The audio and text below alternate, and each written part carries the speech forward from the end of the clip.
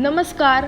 तर आज आपण 8 मार्च आंतरराष्ट्रीय महिला दिनानिमित्त आपल्या भारतातील 10 कर्तृत्ववान महिलांबद्दल माहिती पाहणार आहोत. तर त्यातील प्रथम स्थानी आहेत राजमाता जिजाऊ माँसाहेब.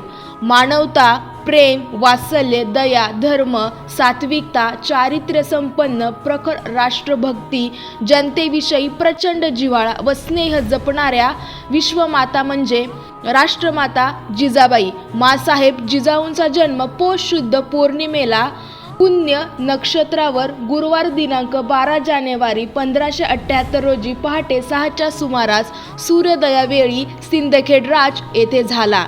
19 फेब्रुवारी 1630 शुक्रवार या शुभ दिनी जिजाऊंच्या पोटी युगपुरुष श्री छत्रपती शिवाजी महाराज यांचा जन्म शिवनेरी किल्ल्यावर झाला.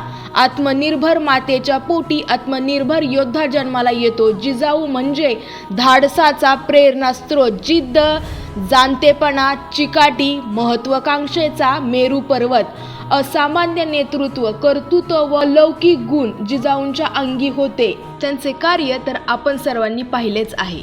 तर दुसऱ्या स्थानी आहेत महाराणी येसूबाई. महाराणी येसूबाईंचा जन्म इसवी सन 1659 मध्ये झाला. येसूबाईंचा 1667 मध्ये संभाजी महाराजांशी विवाह करून नाते दृढ केले. सुप्रसिद्ध शिर्के घराण्याची येसूबाई ही कन्या भोसले घराण्याची कुलस्वामिनी झाली. संभाजी महाराजांच्या सहवासात राहिल्यामुळे येसूबाईंना धैर्य, त्याग हे गुण प्राप्त झाले. गो. स. सरदेसाई लिहितात की संभाजी राजांचा येसूबाईंच्या कर्तृत्वावर विश्वास होता की राज्यातील कोणताही हुकूम येसूबाईंच्या नजरेखालून गेल्याखेरीज सुटत नसे. येसूबाई अत्यंत दक्ष राजकारभारात लक्ष घालून योग्य उपाययोजना करीत असत. छत्रपती संभाजी महाराजांच्या मृत्यूनंतर कर्तृत्ववान धाडसी स्वभावाला अनुसरून मराठी राज्याला या संकटातून सावरले. औरंगजेबाच्या कैदेत असताना देखील संयम सुटू दिला नाही.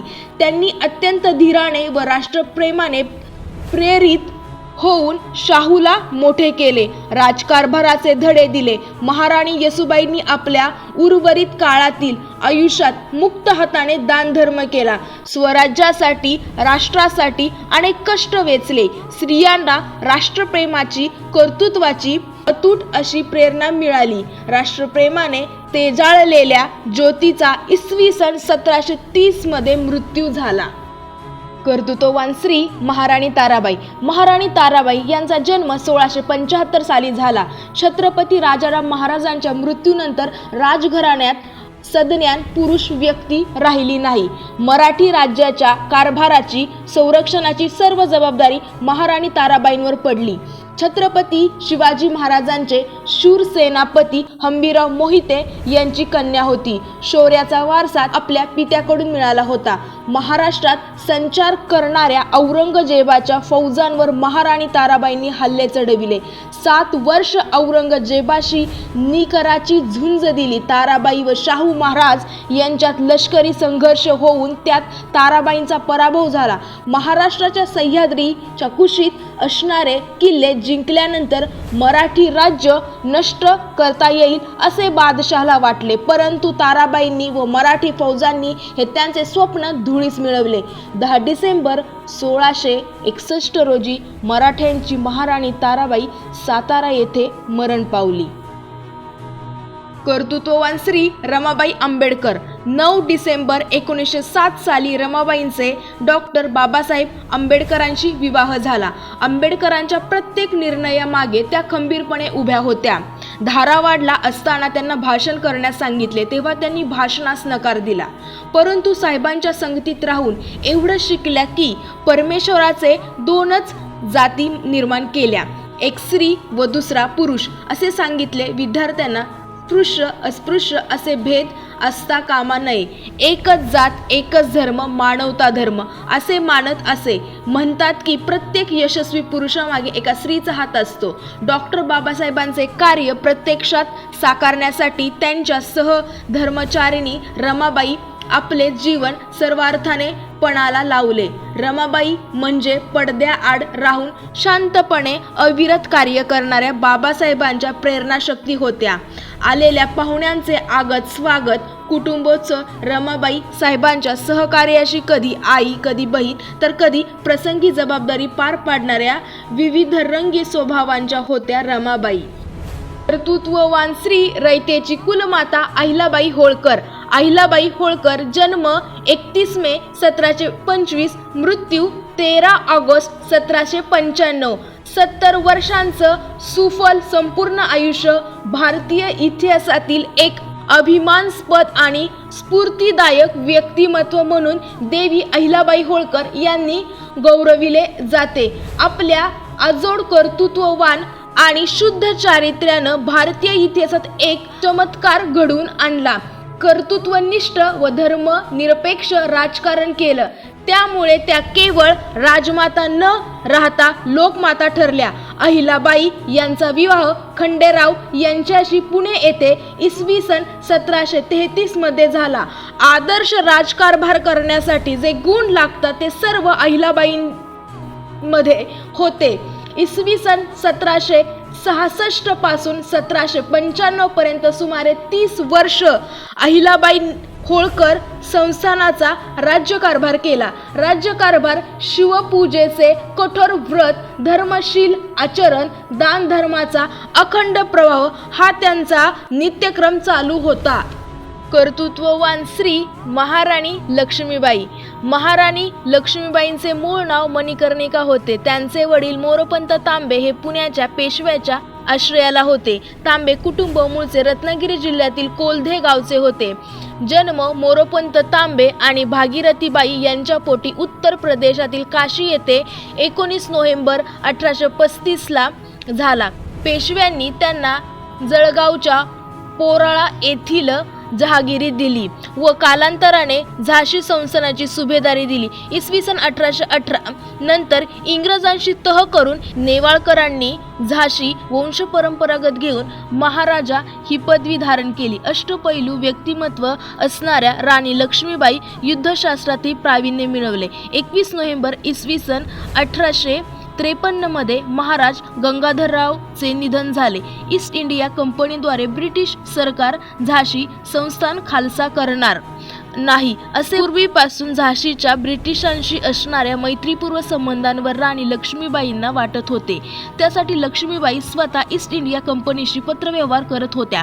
या पत्रव्यवहारातून त्यांनी कंपनी सरकारचा अन्याय, बेकायदेशीरपणा उघड केला.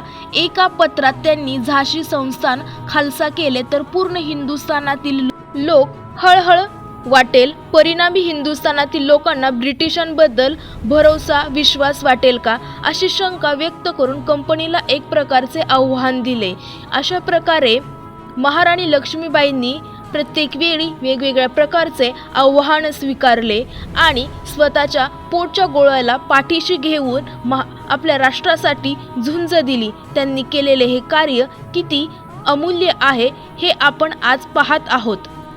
कर्तृत्ववान स्त्री क्रांतीज्योती सावित्रीबाई फुले. क्रांतीज्योती सावित्रीबाई फुले जन्म 3 जानेवारी 1831, मृत्यू 10 मार्च 1897. ज्या काळात स्त्रीला समाजात मानाचे स्थान मिळत नव्हते, शिक्षणापासून आणि स्वातंत्र्यापासून दूर ठेवून परावलंबी आणि पारतंत्र्यात ठेवले जात होते, त्या काळात सावित्रीबाईंचा जन्म झाला.